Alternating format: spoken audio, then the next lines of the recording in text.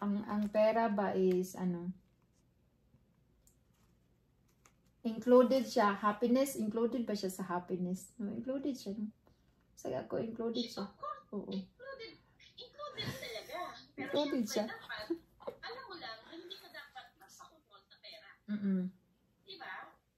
Kasi included ang happiness. How you can enjoy life if you don't have money? Paano ka makakapunta sa mga lugar na gusto mo pumuntahan pag wala kang pera?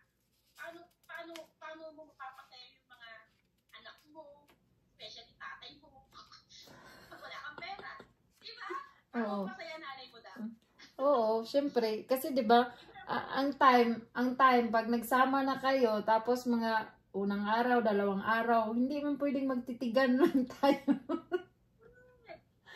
Kailangan din. Kailangan lang natin na tayo ang magpokontrol sa pera natin. Hindi tayo ipokontrol ng pera natin. Oo, yun yung sakto. Oo.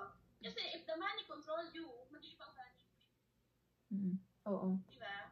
Oo. Kasi kapag alam mo kung paano kontrolin ang pera mo, maaayos mo kung paano mo siya gagamitin. Kung saan siya dapat mapunta. Diba? Dapat ikaw ang manager. Tayo ang manager. Si Lord ang manager, kumbaga. Taga-manage, kumbaga, di ba steward lang tayo ng Lord kung ano pang meron tayo.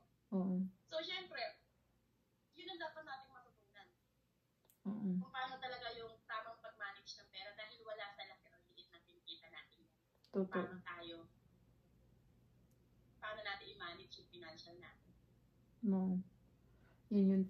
So, paano mo? How do you juggle your time? How do you juggle your time sa family, work, business? Diba alam kong dami mong pinagkakaabalahan. Paano mo ginagawa yung kung nagpaplano ka ba? Yung pinaplano mo ba? Yan, bago pagising ng umaga. Nagpaplano ka ba?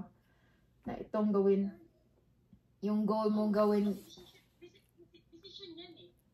Diba? Desisyon mo sa araw. Oo. Sabihin natin kung paano. Tinuturuan naman tayo, di ba, kung paano mag-manage. Siyempre, pag-isip mo na si Lord.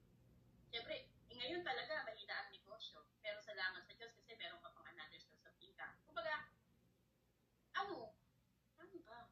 Paano ba minamanage? Parang wala naman akong ginagawa dapat. I just pray. Lord, ikaw na bahala. Alam mo yun? Tapos pag merong negosyo na bigla na lang darating, halimbawa, nawala yung isang negosyo tapos meron ulit darating. Kasi I pray eh, Lord, ikaw na bahala. Diba? Kung anong darating, kung anong mawawala, kung anong aalis, ikaw na bahala. Kasi pag meron opportunity na gano'n, show me grab, hinaharap. Nagkakapalpak-palpak, akala natin, we pray for that. Ako din, hindi ako nakikinig sa iyo.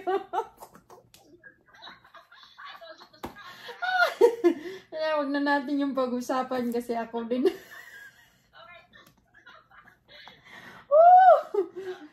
Pero yun, pero diba, paano nila-manage ako? Wala, kasi dito nga sa trabaho, paano ba nga, dapat, hawak ko yung oras ko. Alam mo naman yung negosyo, online lang naman. Kahit nasan ka, mapaupo ko dyan, pag may nag-inquire, yun lang. Pero ang pagiging nanay, all the time niya, walang oras yan. Pagiging asawa, walang oras yan. Mahirap nga lang dahil video lang. Diba? Chat-chat lang, video call lang. Pero, yun. Basta, paano ba naman? Basta yun lang. I pray. Lord, ano yung plano mo ngayong araw para sa akin? Parang guide me. Yun nga, pag di ka nakinig, talagang may palo na. Kasi, pero alam ko matalino ka. Naramdaman ko na yun eh. Kaya I chatted. Kaya chinat na kita, naramdaman ko na. Nung chinat na kita, chinat ko na yung mind ko na wala na pa. Alam mo ko? Oo. Na wala na itong makako. Parang walang pain. Oo. Diba? Pero sige lang kay... Kasi kailangan naman eh. Kung may mga pangit tayo na naranasan, kunin mo yung magandang aral ko. Amen. Oo. Kasi parang nangyari na ito before. Kaya, naalala kita. Nangyari sa'yo before. Yes! Alam ko na yung mga ganyan. Kaya sabi ko, stop. Matigas ang ulo mo dapat.